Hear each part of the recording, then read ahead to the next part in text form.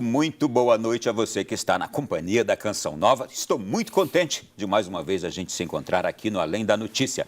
Sejam todos bem-vindos e, por favor, divulgue esse programa a quantas pessoas você quiser e já pode até anunciar o tema de hoje, ir aí nas suas redes sociais e dizer, olha, sintoniza na Canção Nova agora. O tema é quente. Nós vamos falar sobre eleições 2022. Eu já posso dizer que começou ou vai começar a corrida atrás do voto, a corrida eleitoral? Está começando e a gente quer falar sobre isso.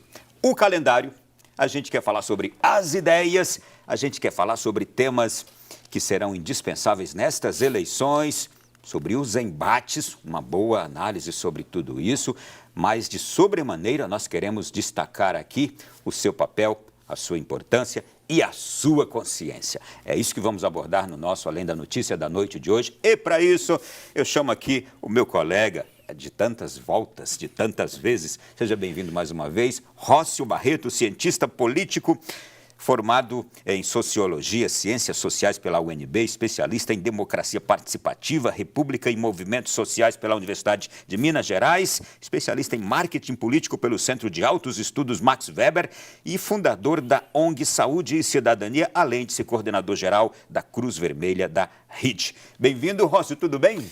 Olá, Ronaldo, muito obrigado, agradeço pelo convite. É sempre muito importante debater assuntos que diz respeito a toda a nossa população, né? É algo muito importante, delicado e que esse ano a gente vai ter muitas surpresas e a gente pode participar cada vez mais escolhendo nossos gestores públicos. Você está preparado para essa corrida eleitoral e bem-humorado, que é preciso estar preparado e bem-humorado. Sim, não pode perder, não pode perder o balançado, né? A gente tem que estar sempre bem-humorado, sempre bem preparado para o que vai acontecer e para que aconteça da melhor forma possível e para que todos fiquem bem. Vamos lá. Ô Rócio, olha, começou no último dia 20, semana passada, e durará até 15 de agosto, o período para partidos políticos realizarem suas convenções partidárias, e a gente já tem acompanhado isso aí nos noticiários. É nesses eventos que as legendas definem os nomes de quem vai concorrer a um dos 5 cargos em disputa neste ano: deputado estadual ou distrital, deputado federal, senador, governador e presidente da República. É aquele ano que a gente fala, ano de eleições gerais, e que mobiliza o país. Eu sei que as eleições municipais mexem ali com a gente pra caramba, mas esse ano mexe mais, né? É verdade. Eu costumo falar o seguinte, que as eleições municipais é a ramificação das eleições gerais, como você falou. A cada 4 anos temos as eleições municipais, que elege prefeitos e vereadores.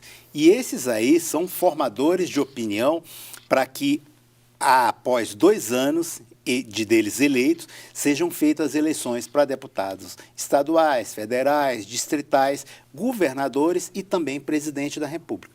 Então, essa é a diferença. Eles preparam o solo para que venham as eleições gerais. Então, ambos têm uma importância tremenda para nós. No Distrito Federal a gente não conhece eleições municipais, né? Mas aqui para nós é só de 4 em 4 anos. Por isso a gente fica um pouco mais distante da política, mas é assim mesmo. Ronaldo, a gente vai começar agora, começou as convenções, e as convenções a gente pode dizer que é homologação do registro de candidatura. Eu costumo falar que os partidos já entram para as convenções com a ata pronta. Uhum. A ata já está pronta, você vai ser candidato, você vai ser, apenas por formalização e exigência da Justiça Eleitoral. E mais um evento para que os candidatos, os pré-candidatos, promovam a sua existência e para que as pessoas fiquem sabendo que eles serão candidatos. É a hora em que vão ficar conhecidos oficialmente. Exatamente. Vamos fazer o seguinte. O assinado. Vamos sentir agora esse clima, essa temperatura, na reportagem que vamos mostrar como é que está esse momento agora de formalização de candidaturas, esse momento agora de preparação do período eleitoral 2022, na reportagem que a gente preparou. Há quase 2 meses das eleições, a corrida dos candidatos aos cargos de deputado federal, estadual e distrital, senador, governador e presidente da República é impulsionada pelas convenções partidárias. Alguns candidatos que pretendem subir a rampa do Palácio do Planalto em 1º de janeiro de 2023 já foram confirmados. O PDT escolheu Ciro Gomes, ainda sem candidato a vice na chapa. O PT confirmou o nome de Lula e Alckmin como seu vice. Já o PL escolheu o atual presidente Jair Bolsonaro e Braga Neto como vice. E o MDB tem como candidata Simone Tebet. Se nada mudar, 12 nomes podem ser confirmados para concorrer à cadeira do Planalto. Desde o dia 20 de julho, os partidos políticos realizam as convenções para deliberar a formação de coligações e a escolha dos candidatos. E a data limite é o dia 5 de agosto. No dia 15 do mesmo mês, os partidos já podem registrar as candidaturas dos escolhidos na Justiça Eleitoral.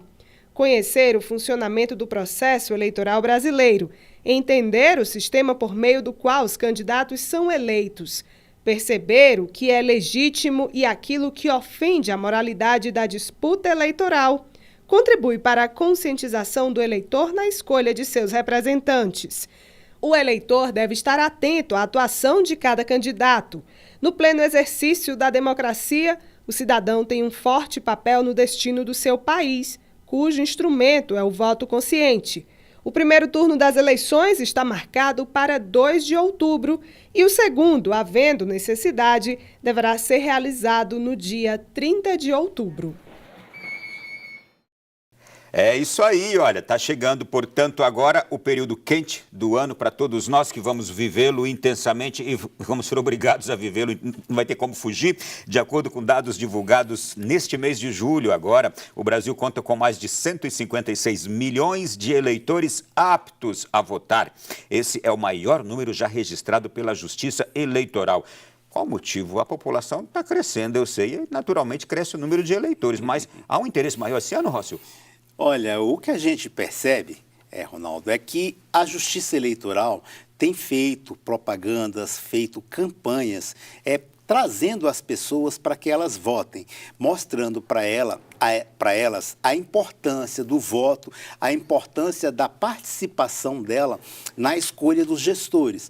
Porque é muito fácil, Ronaldo, as pessoas falarem, a inflação está demais. Só tem corrupto na política. Sempre vê a política como uma coisa ruim, como uma coisa feia. Mas elas não participam de fato. No nosso país, a gente vê democracia simplesmente como sufrágio universal. As pessoas, todo mundo tem direito ao voto. É democracia. Não, não é bem assim. As pessoas poderiam participar um pouco mais da política, participando de forma mais efetiva. Se você sair à rua hoje e perguntar em qual foi o deputado que você votou na última eleição, não lembro, não. Nem sei. Eu votei em fulano de tal. Independente do que essa pessoa, se eleita ou não eleita, fez ou deixou de fazer. Esse é um histórico recente, Rócio? Sempre foi assim na nossa história? Sempre foi assim. Eu acredito que no Brasil as pessoas têm uma amnésia eleitoral. Vota simplesmente porque o voto é obrigatório, e eu agradeço muito que o voto seja obrigatório, porque as pessoas ainda não estão preparadas para o voto facultativo.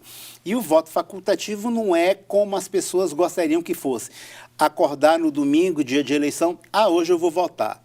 Não, eu não vou votar. Não é só isso. Ela tem que fazer um preparo antes, avisar com antecedência que vai votar para que a Justiça Eleitoral prepare todo o esquema, toda a logística do voto. Mas voltando ao assunto. Só que tratando ainda da amnésia, da amnésia que você falou aí. Isso funciona mais com a questão a respeito do voto no legislativo, né? No voto Porque no eu imagino legislativo. que a pessoa lembra no prefeito que votou no governador e no presidente. Isso. Agora, realmente, deputado, vereador, talvez não lembre, senador. Aham. E esses são os pilares do governo executivo. O legislativo são os pilares fundamentais. Para que o executivo faça um projeto que precise de gastos e que haja mudança de destinação dos recursos, é necessário a aprovação, seja da Câmara Municipal, da Assembleia ou da própria Câmara Federal. Aliás, é até importante falar sobre isso. Se a pessoa tem realmente uma vontade no seu voto, e agora numa eleição como essa, ela vota num determinado candidato para presidente da República, é importante que ela analise votar em alguém que tenha um pensamento semelhante também para a deputado estadual, deputado federal, senão o que ela pretende que o presidente faça, o legislativo não vai deixar. Não vai deixar, perfeitamente. Aham, exatamente. Há essas contradições, ela tem que fazer isso. Algo que elas devem reparar também até as eleições passadas, haviam coligações para o legislativo. Hoje não existe mais coligação. O que acontece hoje é federação, mas as federações são mínimas em relação ao que eram as coligações. Hoje... E eu vou te pedir que explique isso mais à frente, tá? Perfeito. Diferença entre coligações do passado e federações agora. Perfeitamente. Então, as pessoas devem conhecer, no mínimo, a nominata daquele partido ou daquela federação, para que ela não se engane. Porque hoje você vota num determinado candidato, esse candidato representa a sua comunidade ali, é um pastor, é alguém da igreja, é alguém que é um cabeleireiro, que tem comunidade, uma liderança. Exato, uma liderança. Porém, essa pessoa procurou um partido que lhe desse condições de ser eleito. Ele entrou numa nominata. Mas nesse mesmo partido entrou o traficante, que viciou seu neto, seu filho em drogas.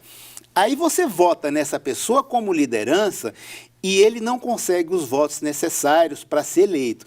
Mas com o voto dele, o traficante é eleito. E aqui é um alerta importante. Você mencionou uma coisa que eu quero chamar a atenção. Você sabia que o tráfico, ele escolhe nomes para candidatos a deputado estadual, deputado federal e até senador? E o tráfico banca a campanha? Estude, investigue muito bem isso. Acontece ou não acontece? Sem sombra de dúvidas. As pessoas costumam se referir que no Congresso existe a bancada BBB. Bancos, boi e banqueiros. Existem outras bancadas ali dentro. Bancadas essas que foram bancadas realmente pelo tráfico, financiadas. Financiado pelo mercado financeiro, aquele que tem interesse que o juro fique alto, aquele que tem interesse em manter suas ramificações, seja do narcotráfico, do contrabando e outras coisas. De determinado grupo empresarial. De determinado grupo, exatamente. Aquela bancada da bala, que defende o uso de armamento, da jogatina, do jogo, que defende jogos. Exatamente, exatamente. Tem de tudo. Tem de tudo. E você lembrou bastante. Aí existe a bancada também da Bíblia. Da Bíblia, exatamente. A bancada da Bíblia, sim. Exatamente. E essa eu gosto. Exatamente. Perfeitamente. Então, existem essas bancadas. Para mostrar a diversidade. Bíblia, bala, boi, banqueiros. Existem diversas bancadas e essas bancadas são financiadas por alguém de fora que não aparece, que entra com dinheiro lavado para financiar as campanhas e outras coisas mais que a gente sabe. Voltamos aqui ao universo, grande número de eleitores que teremos aptos a votar. Os jovens se inserem também neste grupo. Olha, pelo que eu estou vendo aqui, cerca de 2 milhões de jovens entre 16 e 17 anos, e o meu filho vai votar, estão aptos a votar esse ano. E esse público, eu pergunto agora, está pronto, está consciente para votar? O que você pensa? Estão se preparando, mas ainda não têm informações suficientes para escolher determinado candidato e esses candidatos façam o melhor pela sua comunidade.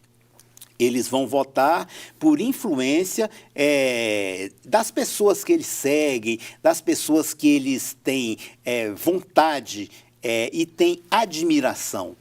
E realmente esses jovens serão influenciados porque eles são realmente alvo de muitos influenciadores. É verdade, serão alvos e muitos deles serão influenciados pelos influenciadores e muitos deles seguirão o que a família deles seguem. A mesma ideologia, o mesmo estilo, eles vão seguir parte da família e vão seguir os influenciadores. Porque muitos deles não ouvem pais, não assistem televisão, as informações que eles têm... E isso é uma verdade. A maioria desses jovens aqui não assiste mais televisão. Não assistem televisão. Ou assistem pouquíssimo. Exatamente. E quando assiste, são programas voltados a diversão, a algo que eles admiram. Não são informações de informações. Não conhece o jornalismo e não conhece outros fatos importantes na TV que os deixam informados. Muitos deles decidirão o seu voto pelas redes sociais. E as redes sociais, os influenciadores estão sempre trabalhando nisso daí. E daqui a pouco falaremos também do poder das redes sociais nesta eleição agora. Mas vamos lá. Outro público também que eu quero acrescentar aqui na nossa reflexão, que vai fazer a diferença nessa eleição. Público idoso. Idoso. Está atento, é um público que está atento, está mais interessado em política, a gente tem percebido isso, e de acordo com o TSE, 23% dos eleitores brasileiros são pessoas com mais de 70 anos, que quer dizer o quê? Elas não precisam ir votar. Não, serão voluntárias, Aham. não é? O que isso representa, hein? Olha, isso representa a decisão que essas pessoas têm necessidades.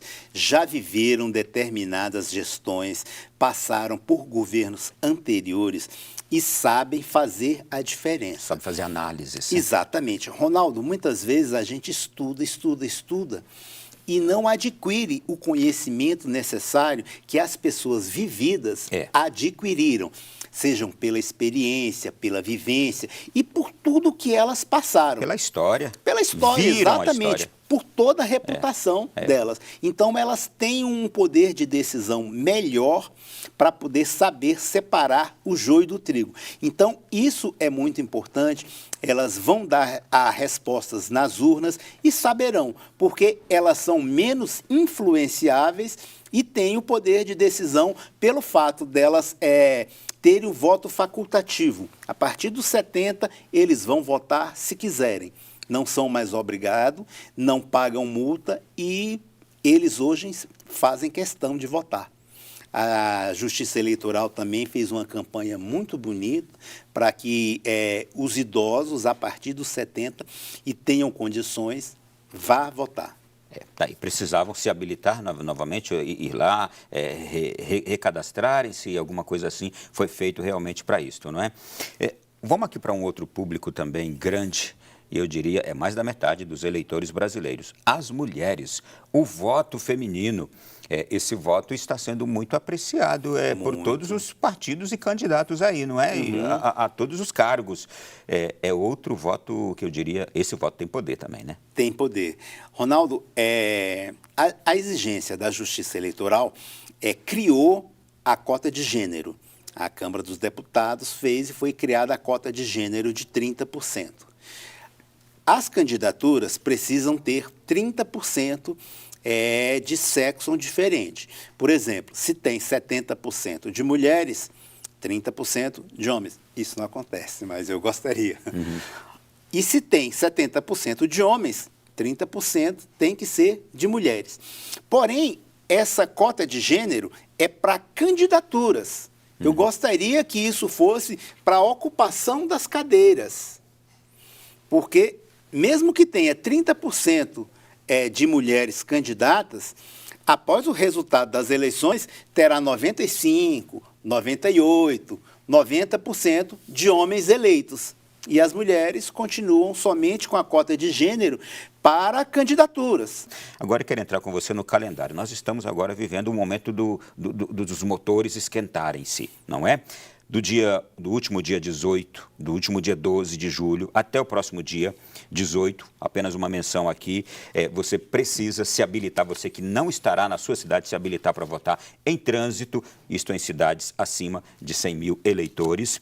Do dia 18 de julho, semana passada, até o próximo também, a Justiça Eleitoral está trabalhando com o calendário para atender os eleitores com deficiência ou mobilidade reduzida. E agora que eu quero entrar na questão das convenções partidárias que começaram no último dia 20 de julho. A gente já tocou aqui no assunto, então vamos ser bem objetivos também na questão. As convenções que a gente está acompanhando agora, de todos os partidos, elas têm até o próximo dia 5 de agosto para se realizarem. E é obrigatório que isso aconteça, né? É obrigatório, porque a convenção é a homologação das candidaturas, homologação da nominata escolhida pelos partidos. Ela é obrigatória e tem que ser feita, tem que ser gerada uma ata, e essa ata apresentada na Justiça Eleitoral, inclusive no momento do registro das candidaturas. Eu sou candidato a deputado distrital, então meu nome tem que estar lá na ata que foi aprovado por convenção que eu seria candidato a deputado distrital. Tem que estar lá. Próxima data aqui, 15 de agosto, apenas tratando desse calendário bem objetivamente. Limite para registro de candidaturas. Se até 15 de agosto quem ainda quiser se candidatar para alguma coisa e tiver já registrado num partido, ainda o pode? Pode ser feito. Desde que você esteja registrado no partido com o prazo adequado e o prazo exigido, desde que você tenha participado da convenção e tenha o seu nome aprovado, nessa convenção você tem até o dia 15 de agosto para fazer o seu registro de candidatura. 15 de agosto, porque no dia seguinte, começa a 16, propaganda eleitoral. Campanha na rua e campanha online. Aqui ainda não é no rádio e na televisão. Não. Como é que pode ser feita essa campanha das ruas agora? Mudou a legislação a respeito disso? Campanha nas ruas e campanha online? Não mudou. A diferença é que as pessoas têm usado bastante as redes sociais e feito as campanhas, inclusive a pré-campanha. A pré-campanha foi um instituto criado dentro da mini-reforma eleitoral feita em 2015. Foi onde reduziu o tempo de TV de 90 para 45 minutos, tempo de campanha de 90 dias para apenas 45 dias. Então, fez essas mudanças, porém, criou o Instituto da Pré-Campanha. Porque antes o Ministério Público Eleitoral não permitia nem que você sugerisse a outras pessoas que você seria um candidato. E hoje você pode dizer, sou pré-candidato para as eleições daqui para frente. E aí, como a gente menciona aqui, a campanha na rua, você vai ver o quê? É candidato na rua, com alto-falante, visitando feira, visitando praça, acompanhado de um monte de gente. Você vai ver caminhadas, carreatas, entre outras modalidades de campanha por aí. E também propaganda na própria imprensa, vai poder fazer jornais, revistas e na internet. Né? Isso, exatamente. Estabelecido em leis. Jornal standard, 1/8 da página, você pode fazer a campanha, pode usar até 4, me parece que é 4 vezes esse mesmo veículo. Jornal, tabloide ou revista, você pode usar 1/4 para fazer sua propaganda política, já com seu número, já pedindo voto. Vota no Ronaldo da Canção Nova, número 50, número 60, e assim vai, por diante. Efetivamente. 26 de agosto a 29 de setembro. Atenção, porque aqui rádio e televisão já terão a propaganda gratuita, obrigatória, ali em vista do primeiro turno das eleições. Nós vamos ter aqueles mesmos horários? 7 da manhã, 13, 20 e 30? Isso, exatamente. Não é? Aí, ali é dividido de acordo com cada partido? A proporcionalidade da divisão de tempo de TV é feito pelo número de deputados que aquela federação ou partido tem na Câmara dos Deputados. Aí começa a ser feito essa divisão de tempo. Cada partido tem direito a um tempo mínimo de alguns segundos, e os que têm mais deputados na Câmara dos Deputados, eles têm direito a mais tempo na TV. Vamos lá, então.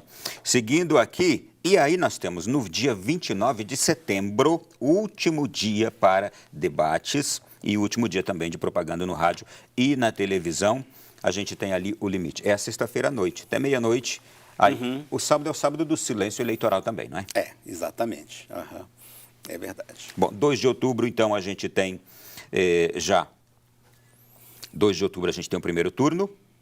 Aliás, é quinta-feira, eu falei sexta, mas é quinta-feira, quinta para sexta. É quinta-feira, o 29 de setembro. E aí a gente tem no 7 de outubro, no 7 de outubro, 2 de outubro, eleição. Aí tem aquela pausa do primeiro turno para o segundo, onde houver necessidade de um segundo turno. E no dia 7 de outubro recomeça a campanha até 28 de outubro, realização do segundo turno. Vamos lá, 30 de outubro será a eleição do segundo turno. César, desculpe, Rócio. Vou comentar um fato interessante, é que outubro desse ano a gente vai ter 5 sábados. As eleições são feitas da seguinte forma: o primeiro domingo de outubro e o último domingo de outubro. Nas outras eleições, a gente sempre considerava que seria no primeiro e no quarto sábado. Nessas eleições desse ano será o primeiro turno no primeiro domingo e no quinto domingo do mês de outubro, porque haverá 5 domingos.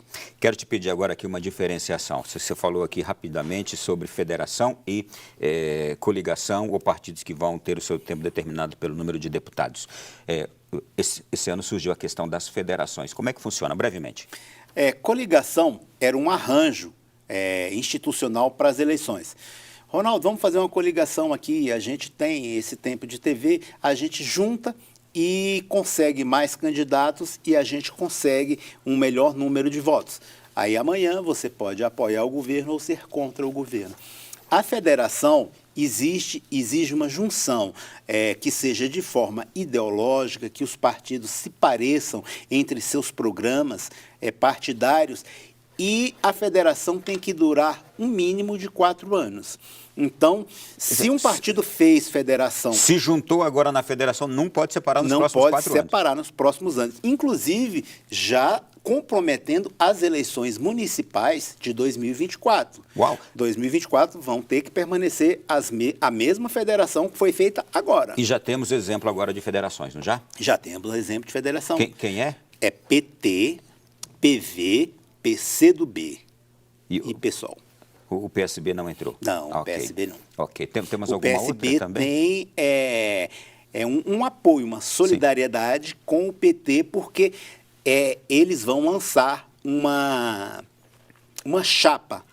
Lula presidente e Alckmin vice-presidente, porém não há federação, somente essa junção. E essa é a diferenciação da federação para a coligação. E esses partidos não poderão se separar mais pelos próximos 4 anos. Exatamente. Vamos lá. E nós temos também aí agora esses arranjos nacionais ou arranjos estaduais de apoios de um partido a outro. Por exemplo, a gente está vendo aí agora o MDB que em determinados estados vai apoiar o PT, ou em outros vai apoiar o Bolsonaro, e tem outros que ainda estão com a Simone Tebet. Como é que explica, rapidamente também, como é que explica aí partidos assim que vão estar se dividindo? Olha, Ronaldo, o Brasil é muito extenso e os partidos existem ideologias de estado para estado. De região para região. De região para região, alguns têm uma certa similaridade. E com essa questão da federação, está um pouco tumultuado. O presidente do MDB já declarou apoio ao presidente Lula em determinadas regiões, sendo que o próprio MDB tem uma pré-candidata, que é a Simone Tebet. Estamos conversando com o cientista político Rócio Barreto e vamos para o nosso primeiro intervalo. Daqui a pouquinho a gente volta aqui. Aí vamos mencionar até agora todos os candidatos a presidente, são 12 ao todo, não é? Provavelmente você não conhece mais da metade, não é? E já a gente volta para também se alongar e falar mais ainda de outros aspectos deste ano eleitoral. Até já.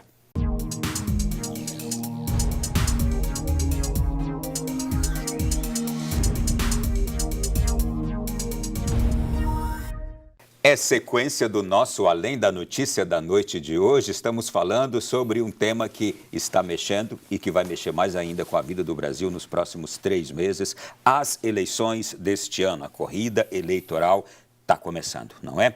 Rócio Barreto, eu gostaria já de, neste início de bloco, mencionar o fator dinheiro.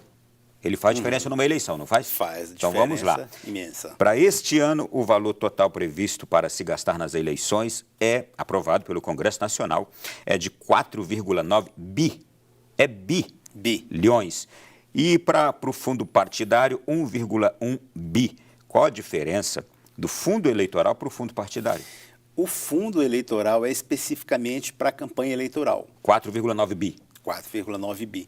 E o fundo partidário é aquele que tem todos os anos e os partidos podem usar para treinamento, para gastos dos ocupantes do partido, principalmente da executiva, treinamento, uma parte vai para a fundação daquele partido. Manutenção de prédios, de carros, exatamente. De estrutura partidária. Essas coisas assim. Essas coisas todas. Ao todo serão 6 bilhões neste ano para partidos políticos gastarem com suas atribuições e seus compromissos e suas campanhas. Mas vamos lá, esse fator dinheiro, agora na hora da eleição, ele faz muita diferença, né? Faz muita diferença, Ronaldo, muita diferença mesmo. O que se faz com esse dinheiro? O financiamento público, a campanha em si. Você pode contratar consultoria, pode imprimir material de distribuição nas ruas. Embora já regra pode contratar tudo, né? cabo eleitoral, pode fazer tudo. Você pode contratar pessoas para trabalhar na sua campanha política, seja no marketing, seja na distribuição de panfletos, seja para um cabo eleitoral ficar bandeirando ali, serve para tudo. Você pode usar da forma que você achar conveniente, porém limitada a certas regras e com prestação de contas de acordo.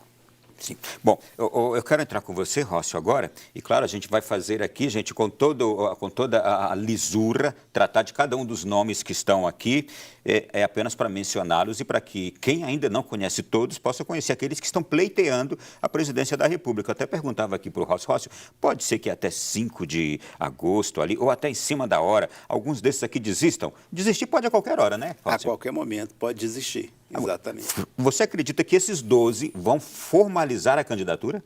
Eu creio que não. Eu creio que uns 9, sim. Uns 9, mas vamos lá então. Bom, eu vou começar aqui, portanto, com o primeiro deles aqui, Ciro Gomes. Já é bastante conhecido, né? Bastante conhecido. Tem um histórico já na vida política brasileira. Exatamente. É candidato pelo PDT e o Ciro Gomes, por incrível que pareça, ele é de Pindamonhangaba, São Paulo. Exatamente. A gente pensa que ele é cearense. Exatamente, é de Pinda. Nós temos Simone Tebet, que é natural de Três Lagoas, em Mato Grosso do Sul, e é formada em Direito pela Universidade Federal do Rio de Janeiro. Ela seria a tentativa da terceira via, que até agora não conseguiu vingar? Não saiu do papel, não deslanchou. Simone Tebet, ela é uma gestora bem interessante, é mulher, exatamente, a gente comentou sobre as mulheres, é mulher, e a Simone Tebet vai sair imensa dessa eleição, mesmo que a candidatura dela seja abortada por N fatores, ela vai sair imensa dessa eleição. Ela entrou de um tamanho, cresceu um pouco na CPI da saúde e vai sair imensa após essas eleições. E por incrível que pareça, ela é de um partido que nas últimas décadas sempre foi o maior do Brasil, ou estava entre os maiores, sim, sempre, e nunca teve um candidato que vingou. O último candidato me parece que foi o Antony Garotinho, né? Do MDB, me parece que foi. Eu me lembro desde a época do velho Ulisses Guimarães, houve uma tentativa com o Michel Temer que não vingou também, não foi? Isso. Mas o Garotinho já saiu também, realmente, mas nunca foi um partido que foi com força desejando a presidência. Sempre participou do governo, seja na Câmara Federal, seja dentro do próprio Executivo, mas no cargo de vice. Talvez por aquilo que a gente conversou, devido à sua capilaridade tão grande no Brasil, ele não consegue fechar uma coalizão para se unir em torno de um nome só. Exatamente. Vamos lá. Nós vamos ter o Luciano Bivar, que a gente, como você falou aqui, vai ser o maior orçamento para gastar, que é do União Brasil. Do União também, Brasil. Que todavia se uniu com o DEM, PSL e DEM se uniram, mas não há ali uma força também na campanha dele, né? Não, ele não tem capilaridade nesse momento. 77 anos é do Recife. Exatamente. Não tem capilaridade suficiente para uma campanha. Porque, como eu falava, Ronaldo, dentro do Brasil existem diversos Brasis.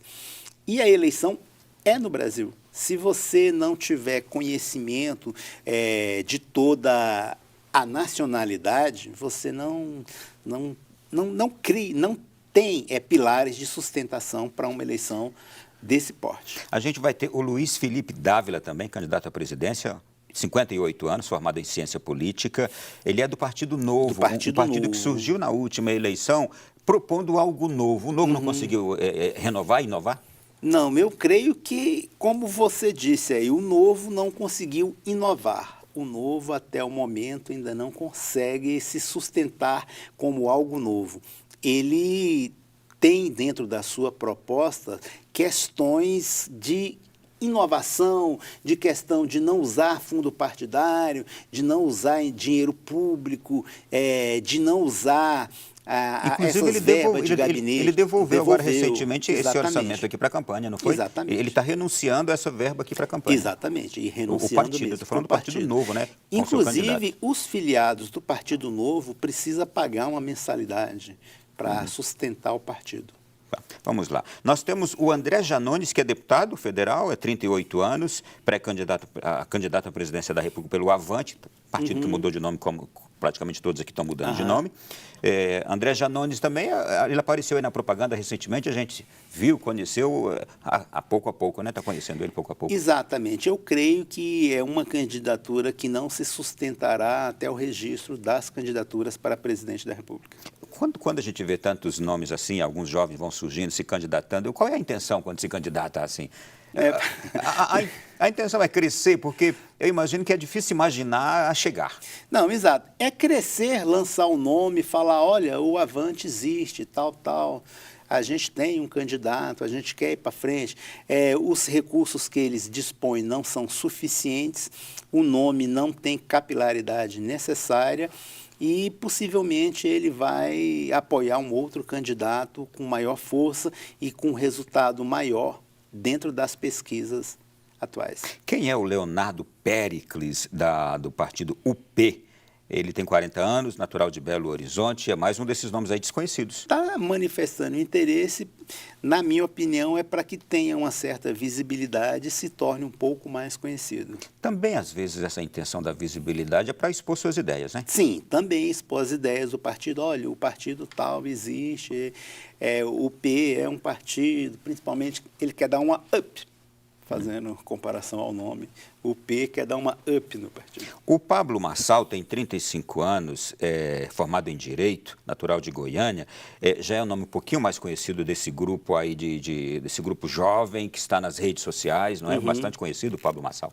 Exatamente. Tem a manifestação, gostaria de ter o apoio e muitos desses candidatos gostariam de testar nas urnas para saber, porque hoje um candidato que tenha 1%, vamos supor que de 156 milhões de eleitores aptos na eleição desse ano, que 120 milhões vão para as urnas.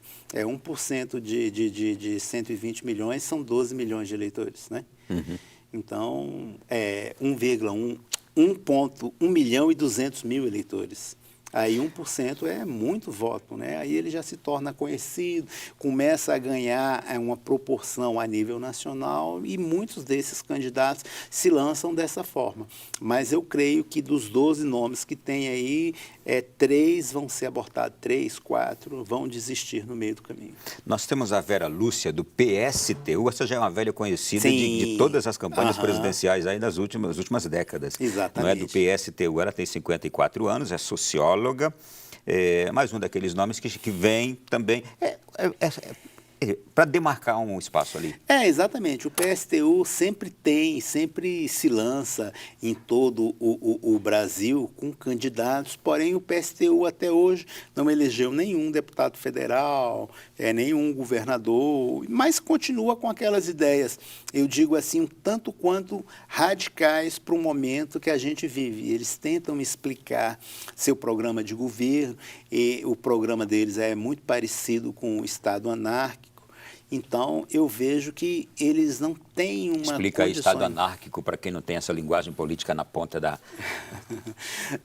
O Estado anárquico vem do sistema da anarquia, que foi um fenômeno que aconteceu na Itália, onde não havia governo e que o Estado tomasse conta de todas as gestões governamentais e eram decididos através de deliberações de muitas pessoas para determinados assuntos. Um Estado sem polícia, sem o poder de coerção. Anárquico vem de anarquia, onde não se obedece a autoridades, não é? Vamos mais aqui ainda. Sofia Manzano, do PCB, Partido Comunista Brasileiro. Ela tem 51 anos, é doutora em História Econômica pela Universidade de São Paulo. Não conheço também a Sofia, não. É uma candidata que tem, vamos dizer, usar um termo assim mais conhecido, é determinar território. Ela quer determinar território do PCB, mostrar as ideias dela, mostrar as ideias do partido. Lembrando que esse PCB é diferentemente do Cidadania, que o Cidadania era o partido, era o PPS, e o PPS era o PCB de antes. Era o 65. Então, existe o PCB que virou Cidadania e esse PCB que resiste ao PCB, o verdadeiro Partido Comunista Brasileiro. E ainda existe o PCdoB. O PCdoB. Que é Partido Comunista do Brasil. Tem o brasileiro e tem exatamente. o do Brasil. Esse está na federação. Por que não se juntam os dois, né? Exatamente. E o PCdoB está em federação com o PV e o PT. Vamos lá, então. Agora, dois candidatos que a gente sabe que são os mais conhecidos, provavelmente polarizarão aí a campanha eleitoral. Luiz Inácio Lula da Silva dispensa comentários também, né? O Lula foi presidente, né? Tem uma admiração muito grande. E, Ronaldo, em 2018, o mote das eleições era votar no que não era político, não era conhecido, naquele que não tinha partido, que não defendia bandeiras, aquele que era diferente e contrário à velha política. E nesse mote muitas pessoas foram eleitas. Em 2020, nas eleições municipais, esse mote já mudou e foi trocado, substituído pela experiência, por aquele que já fez. Tanto é que nas eleições de 2020 foram eleitos ex-prefeitos, filhos de ex-prefeitos, sobrinhos e representantes daqueles prefeitos que já tinham feito. Esse ano vai seguir o mesmo modo das eleições de 2020. O mote será a experiência. O que um gestor deixou vamos dizer assim, o que deixou de espólio para aquela comunidade. Por isso que o presidente Lula está liderando as pesquisas e esse mote vai permanecer até as eleições. Bom, e a gente vai depois falar de pesquisa também, né? Uhum. E vamos lá. Presidente Bolsonaro, que também dispensa comentário, mas eu quero ouvi-lo também. O presidente Bolsonaro é um candidato natural, né? Porque ocupa o cargo hoje e depois da emenda da reeleição, todos os candidatos ao executivo se tornam praticamente candidatos à reeleição. Existem até candidatos falando que não serão candidatos à reeleição caso sejam eleitos agora em 2022. Você comentou sobre os espólios do presidente Lula, aquilo que as pessoas trazem na lembrança dele de que fez. E do Bolsonaro agora também, a força que ele demonstra ter de manifestação popular por onde vai, como analisar? Isso, exatamente. O presidente Bolsonaro tem muitos admiradores, né? As pessoas que gostam e o admiram de graça, né? Talvez seja pelo jeito dele de ser e se comunicar com as pessoas. Para terminar aqui, o último, Emael, do Democracia Cristã. O Emael também é natural de Porto Alegre, é graduado em Filosofia e Direito pela Pontifícia Universidade Católica do Rio Grande do Sul. Também já é um velho conhecido do brasileiro. Exatamente. Emael, Democracia Cristã. Eu até acreditei que o Democracia Cristã não iria lançar candidato, mas está até lançando alguns candidatos a governador. Aqui no Distrito Federal tem um candidato do Democracia Cristã e o Emael mais aí na resistência, mostrando seu programa de governo, ocupando o espaço de propaganda gratuito e se manifestando. Me parece que o Democracia Cristã hoje tem uns 4, 5 deputados. Você sabe que eu imagino que todo brasileiro acima de 25 anos conhece o jingle de campanha do Emael, né? Ei, Emael. Vamos lá. Bom, a gente já citou aqui, já mencionou aqui os 12 pretendentes. E agora eu quero falar com você, o Rócio, o que fará a grande diferença nessa eleição. Vamos falar de colégios eleitorais no Brasil. Nós temos os grandes colégios eleitorais que são São Paulo e Rio de Janeiro. E que eles realmente fazem a diferença, mas dizem que o estado que determina quem é eleito presidente é Minas Gerais. Como analisar a força? E aí eu vou mencionar também, e o Nordeste está aqui também nessa configuração aí dos grandes colégios eleitorais, né? Exatamente. Hoje a gente não pode caracterizar o voto simplesmente de uma forma geográfica. Tal estado ou tal região vai decidir somente pelo número de eleitores. Vai depender de como essas pessoas se sentem representadas, tanto pelo candidato A, B ou C. E uma outra questão importante que a gente tem que analisar é sobre os candidatos a governadores. Se o candidato a governador vem à reeleição e aparentemente está do mesmo lado de um candidato a presidente, seja por ser do mesmo partido ou por ser de uma forma ideológica juntamente com ele, vai representar isso. Em Minas, por exemplo, o prefeito de Belo Horizonte apoia o Lula. Já o governador de Minas tem tendência a apoiar Bolsonaro. Então, a gente vai analisar se esses candidatos têm condição de levar mais gente com eles para que possa decidir. Eu fiz uma analogia entre Lula e Bolsonaro porque são os candidatos que estão em primeiro lugar nas pesquisas. Demonstram ser os mais viáveis. Exatamente. E vai gerar uma polarização. Ou você é Bolsonaro ou você é Lula. Os outros candidatos pleiteiam, mas não conseguem chegar perto do percentual de intenção de voto desses dois candidatos.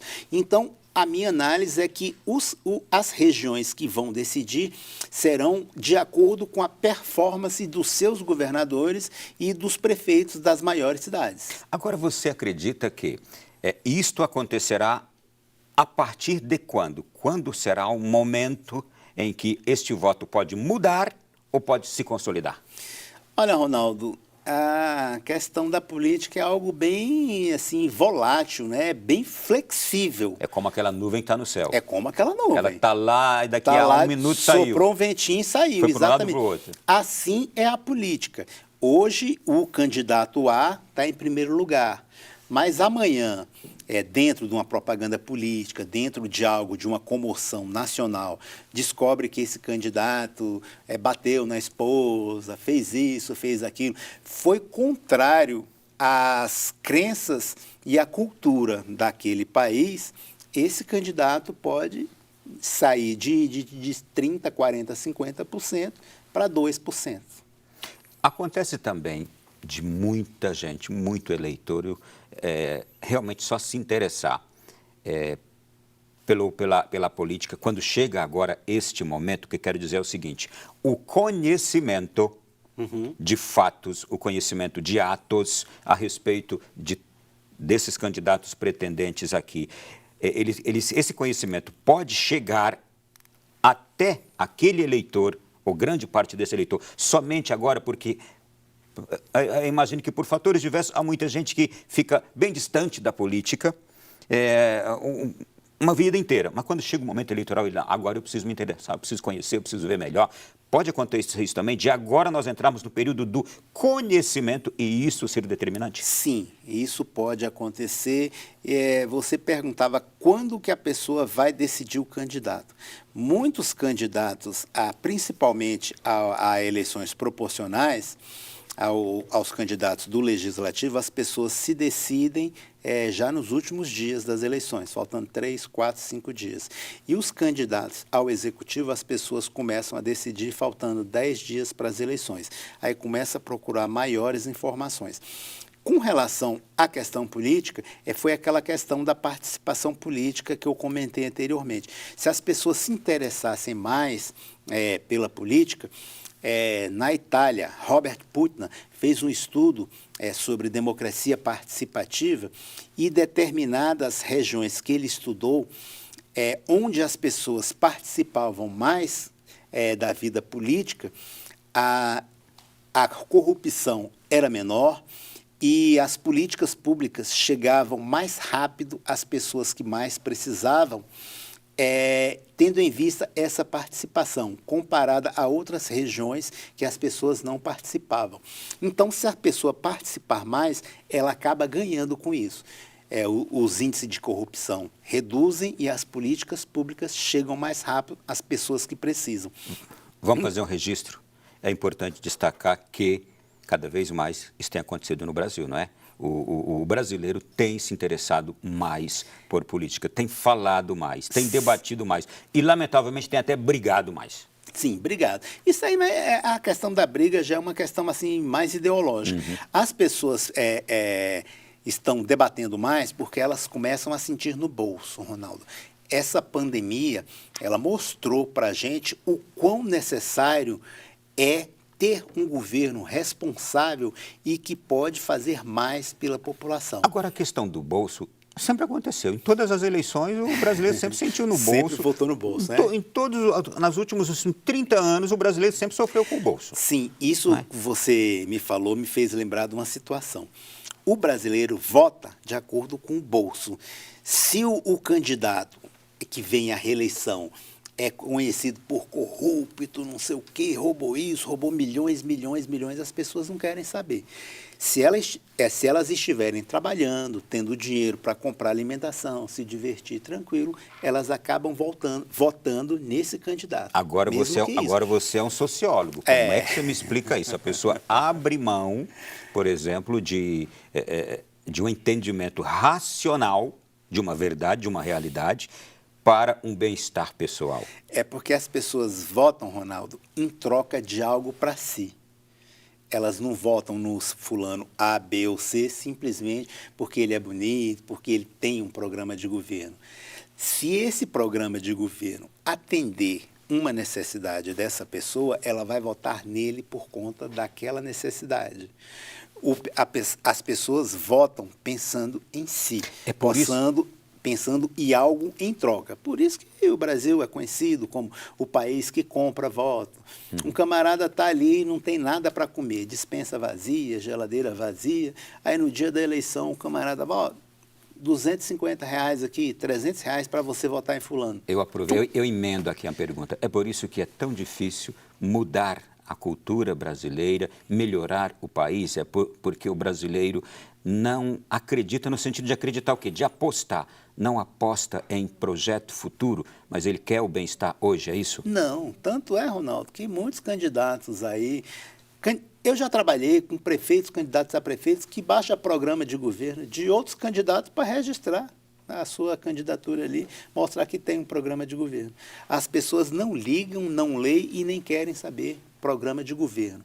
Eu falo isso às pessoas em relação a um grande percentual. O percentual mínimo que se preocupa com o programa de governo realmente é mínimo. São pouquíssimas pessoas que vão querer saber, se informar sobre isso daí. As pessoas votam em troco de alguma coisa, seja em benefício próprio ou um benefício coletivo para determinado grupo. Em síntese, eu não vou generalizar, mas eu preciso quase que generalizar. O brasileiro vota com a barriga. Vota com a barriga, vota com a satisfação pessoal. A Justiça Eleitoral acabou com os comícios, que tinha aqueles showmícios que contratavam uma dupla sertaneja bacana, botava vários barris de chopp ali, espetinho, tal. Eu ia para esses comícios quando eu era menino. E era bom. Para ganhar comida, para ganhar bola, jogavam bola, davam camisetas, davam bonés. Eu chegava em casa vestido, bonito e alimentado. Exatamente. E levava um monte de panfleto, colava de tudo que era partido, de tudo que era candidato, não queria nem saber se era oposição, se era o governo. Fazia um painel bonito. Eu colava na frente frente da casa, enchia a frente da casa de cartazes de políticos. Então, é desse jeito. E assim é a política. E a Justiça Eleitoral acabou com isso para dar uma racionalizada nas eleições. Sim. E dar condições iguais aos candidatos. Sim. Um último item aqui desse nosso bloco que eu quero tratar com você. Agora, em agosto também, a gente já vai começar a assistir aos debates eleitorais. Esses debates, eles estão cada vez mais despertando o interesse do brasileiro, não é? Sim. Eles se tornam também ali momentos-chave para a decisão do voto. Sim. E eles são, eu diria, são determinantes, né? São determinantes. A gente tem muitas eleições que foram decididas em um debate. A disputa Lula e Collor em 89 foi decidida no último debate que teve. O Collor chegou com aquela pasta de que tinha um dossiê contra o Lula, não sei o que. Depois até as pessoas responsáveis pela televisão admitiram isso e tal. E muitos outros debates. Aqui no Distrito Federal, um debate bem caloroso que teve entre Cristóvão Buarque e Joaquim Roriz também foi decisivo. As eleições se decidiram nesse debate. Os históricos debates de São Paulo, dos candidatos Sim, ao governo e a prefeito de São Paulo. Exatamente. E humorísticos debates. Humorísticos debates. E, ao mesmo tempo, também, a gente vê ali ótimas performances de oratória. Sim, ótimas performances de oratória, exatamente. Desses candidatos aí, o que se caracteriza com melhor performance, o Ciro Gomes é um excelente orador, tem um programa. Eu ouvi no último. A gente via também na última eleição o Álvaro Dias, uma performance fabulosa. Muitos outros aí. Mas muito bem. Gente, olha, este bloco aqui, a conversa está muito agradável, ela precisa parar por enquanto e a gente volta já já tratando de uma porção de outros assuntos bastante interessantes sobre as eleições deste ano. Segura aí mais um pouquinho, a gente volta já.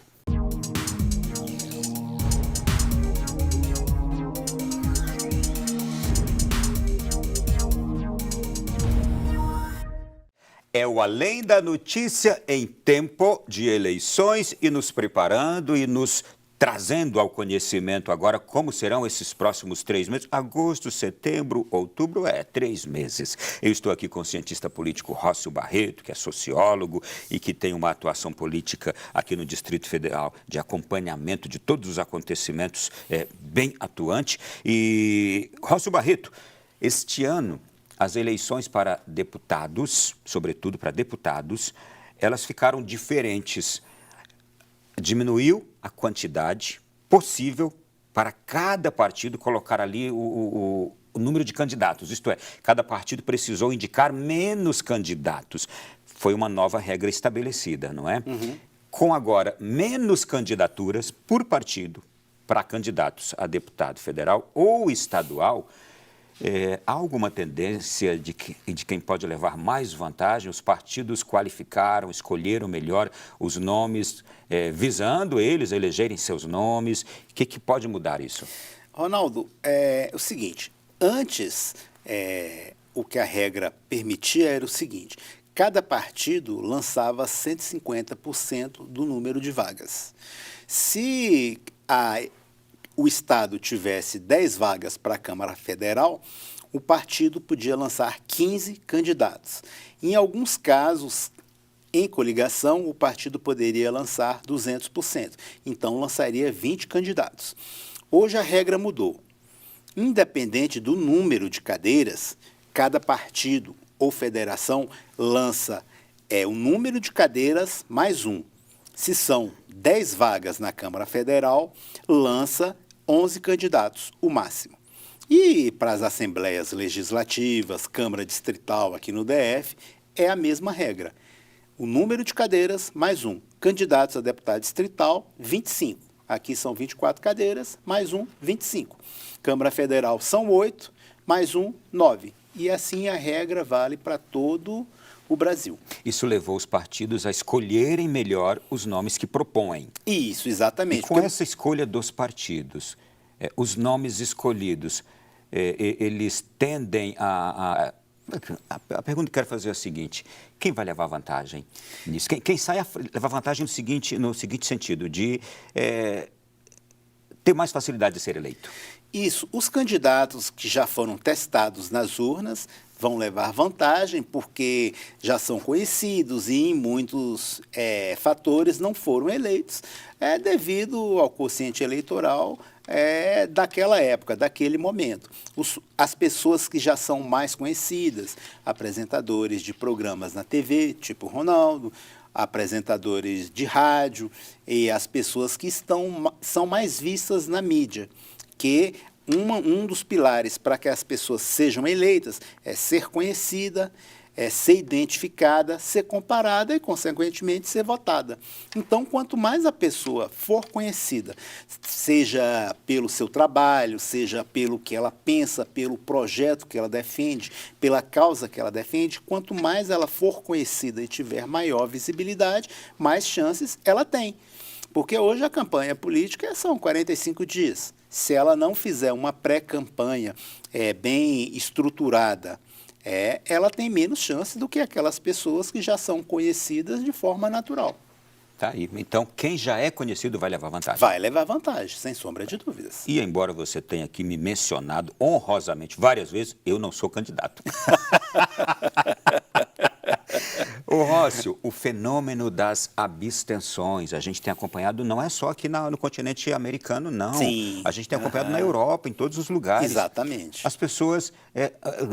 a última eleição do Chile, se eu não me engano, ou foi da Colômbia, mais gente não votou do que votou nos dois que estavam disputando o último turno. Exatamente, é desse jeito mesmo. As eleições em 2018 aqui no Brasil também foram assim.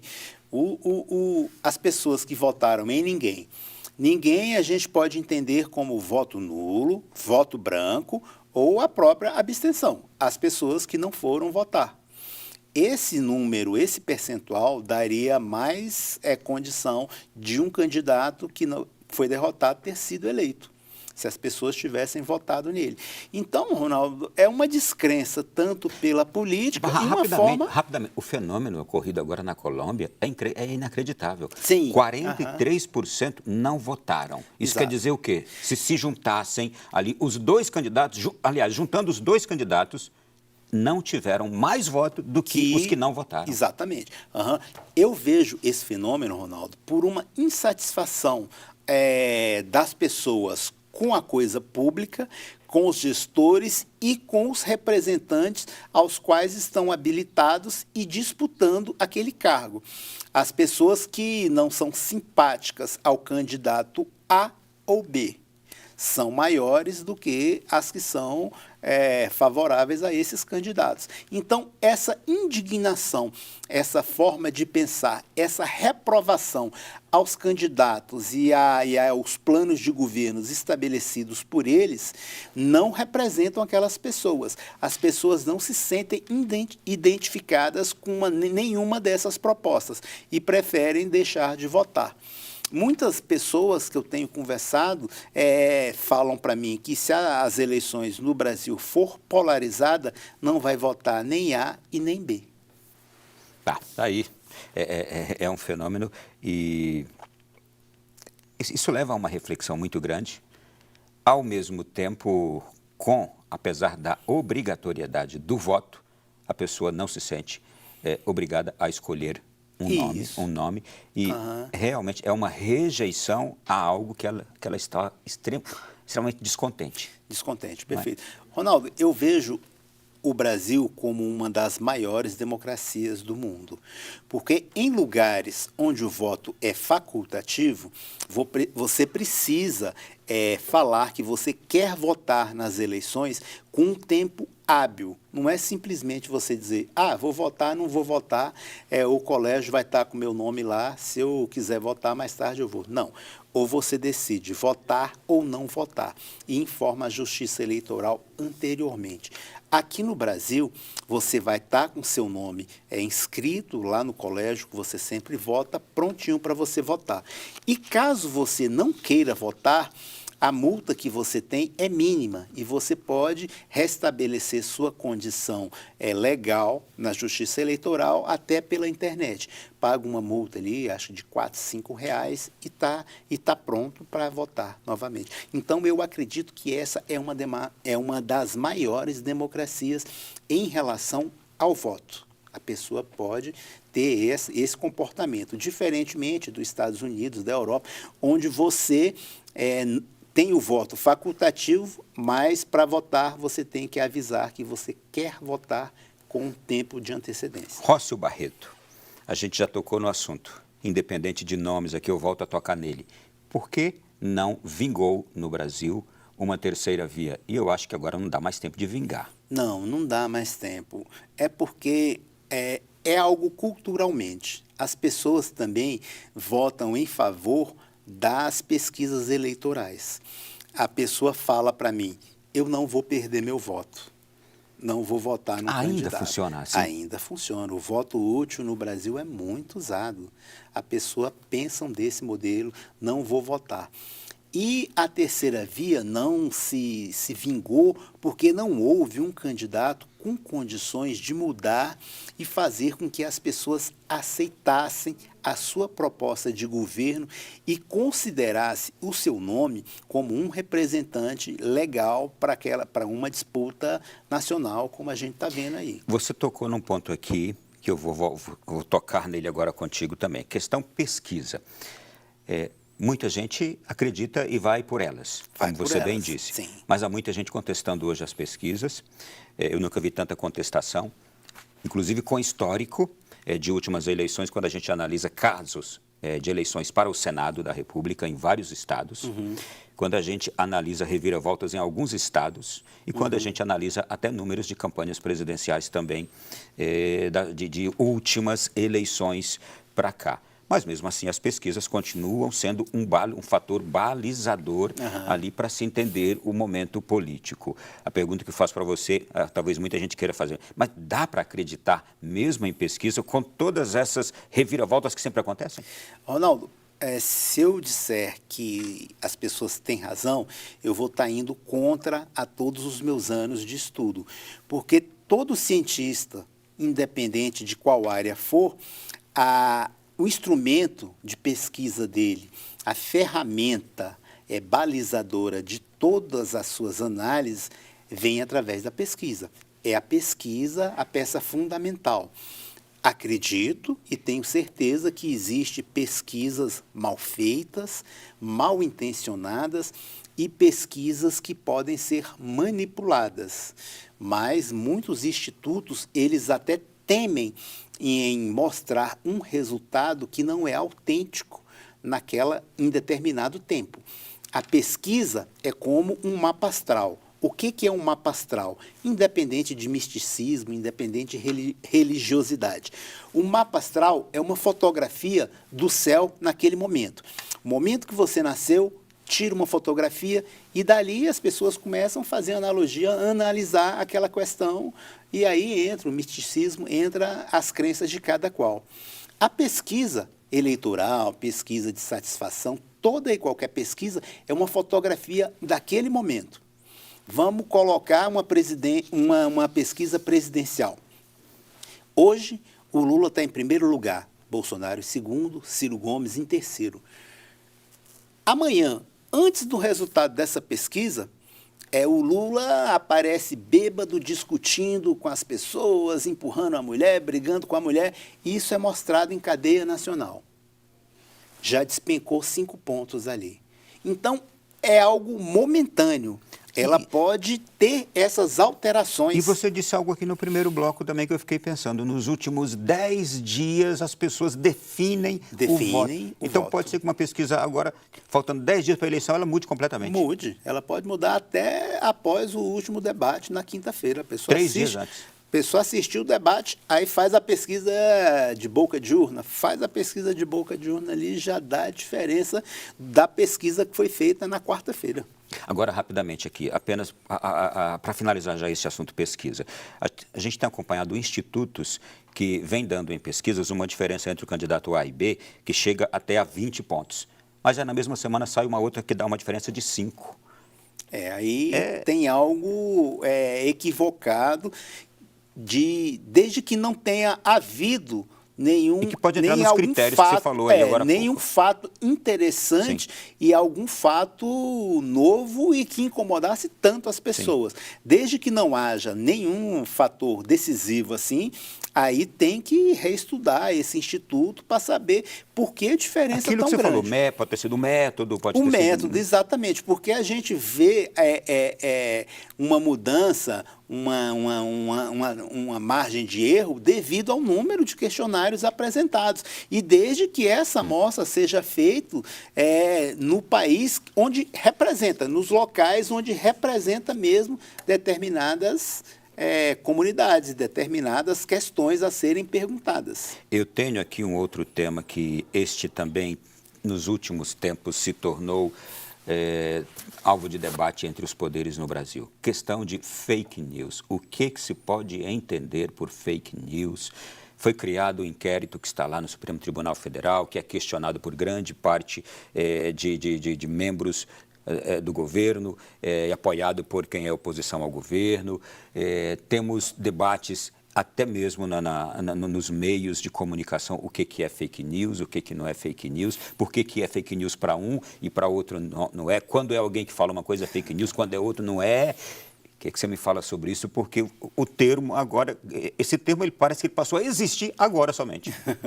É o seguinte, a gente sabe aquela mentira contada várias vezes e contada por determinadas pessoas deixa de ser mentira e passa a ser verdade, independente do fato, independente do que aconteceu. Vamos, por exemplo, você confia muito em uma pessoa, aquela pessoa é uma referência para você.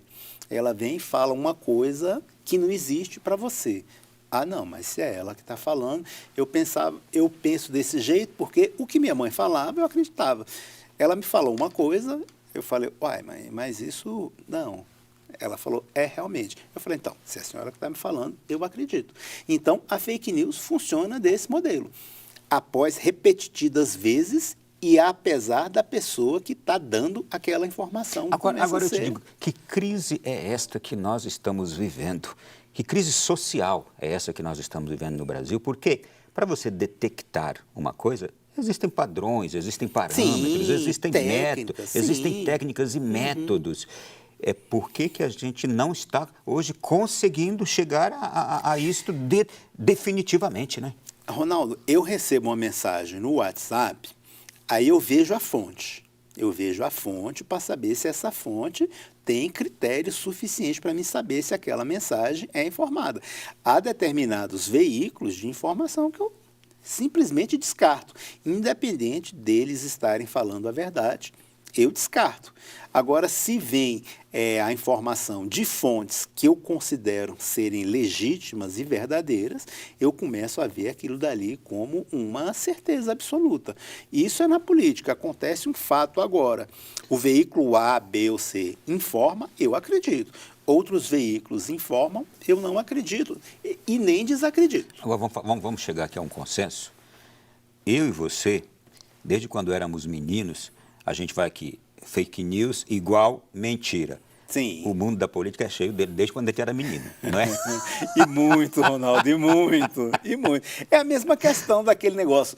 Não existe inimizades e nem oposição na política. A gente vê isso todos os dias. Hoje fulano é candidato, falando do outro candidato que é muito ruim. Amanhã está abraçando esse outro candidato como se fossem amigos de muito tempo, desde menino. Pois é. E aí você vai dizer, mas você falou aquilo naquela época, e agora? Não, é fake news. Aí é a questão pragmática. Sim. A política é pragmática. Naquele momento, era necessário eu falar isso. Hoje, de acordo com as circunstâncias, eu falo de outra forma. Uhum. É a questão Lula-Alckmin. Alckmin batia em Lula, Lula batia em Alckmin. Hoje eles estão numa mesma chapa. Presidente e vice-presidente. Porque hoje o necessário foi os dois estarem juntos. O que não quer dizer que o que eles falaram em outras eleições fossem mentiras, fossem fake news ou fossem... Verdades. O que é pior. O que é pior, né? Rócio Barreto, a gente já abordou aqui, mas eu quero continuar nesse tema, eu quero voltar a esse tema. Redes sociais e a diferença que artistas poderão fazer nestas eleições. Eu e você, a gente ontem à noite, parece que foi ontem à noite também que você viu, líamos o mesmo site de notícias e víamos um comparativo num mapa que foi feito. Sim. Mostrava dentro de um mapa artistas do lado A e artistas do lado B, que defendem seus candidatos, e a gente viu uma força muito parelha ali. Esses influenciadores digitais, esses artistas, as redes sociais. A gente está entrando agora na era da força das redes sociais e talvez até entrando com mais força que rádio e que televisão. Isso. Não é? Isto será determinante? Como será determinante? O que você me diz? Nem sempre o fato desses artistas, dessas pessoas famosas, terem um número expressivo em redes sociais elas vão conseguir converter a sua admiração e o seu pedido de voto para todas as pessoas. E é possível que até mesmo essas pessoas com grande número de seguidores, milhões, elas conseguiriam até um efeito contrário, dependendo do discurso delas? Elas podem ter um efeito contrário e quando eu costumo, todo cliente que eu atendo, todos os clientes que eu falo, não vejam seguidores como eleitores. Seguidores são pessoas que o admiram por determinado fato da sua carreira, determinado momento, elas a admiram por determinado projeto. O que não quer dizer que, caso você seja candidato, todas essas pessoas vão votar em você. Por exemplo, Ronaldo, eu tenho nas minhas redes sociais 30 mil seguidores. Se eu fosse candidato a deputado distrital com esses 30 mil seguidores, eu seria eleito, não é mesmo? Sim. 30 mil votos daria para me ser eleito. Mas essa conversão não será igualitária. Do mesmo modo que essas pessoas talvez não influenciem as pessoas de modo a votarem no candidato que elas defendem. Aí, muito bem. Agora, a gente sempre viu também essa presença de artistas em outros anos no rádio e na televisão defendendo seus candidatos. Exatamente. Não é algo extremamente novo. Não é novo. O novo agora são as redes sociais, né? Exatamente. É porque as pessoas admiram determinados artistas pelo seu ponto de vista, pelo seu ponto social e político, mas nem sempre a admiração é convertida no voto semelhante ao daquela pessoa. Sim. Vamos lá. Rócio Barreto, já na reta final aqui do nosso programa, quais serão os impactos da escolha para presidente da República e para o Congresso Nacional neste ano, nesta eleição agora, visando o futuro?